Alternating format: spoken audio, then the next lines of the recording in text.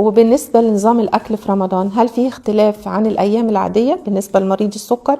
والله ولا بالنسبة للأشخاص العاديين. الأكل الصحي صحي في شهر رمضان، وصحي في غير أيام شهر رمضان. يعني المفترض برضو إن إحنا نبعد عن الحلويات والسكريات، نزود من الخضروات، سواء الخضروات الطازة أو الخضار المطبوخ كويس جدا. كمان نعتمد في الشبع على البروتين والخضار أكتر حاجة، سواء بروتين نباتي أو بروتين حيواني أيا كان النوع.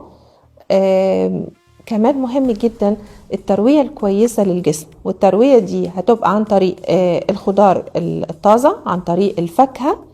والفاكهة دي هنختار منها الفاكهة اللي بتحتوي على نسبة عالية من المية وقليل من السكر، زي البرتقال، اليوستفندي، الكيوي، الأناناس، الشمام. دي كلها أنواع من الفاكهة مسموح بيها، بتساعد على التروية بتاعة الجسم دون إن هي تسبب في ارتفاع شديد في السكر. مهم كمان تناول كمية كبيرة من المية ما بين فترة الفطار والسحور عشان نعوض الفاقد من المية أثناء الصيام. كمان ممكن نقسم الأكل بتاعنا ما بين الفطار والسحور لوجبتين رئيسيين، وسناكس ما بين الوجبتين، بحيث انه ما يكونش فيه ارتفاع ولا عرضة لانخفاض السكر حتى في الفترة اللي ما بين الفطار والسحور.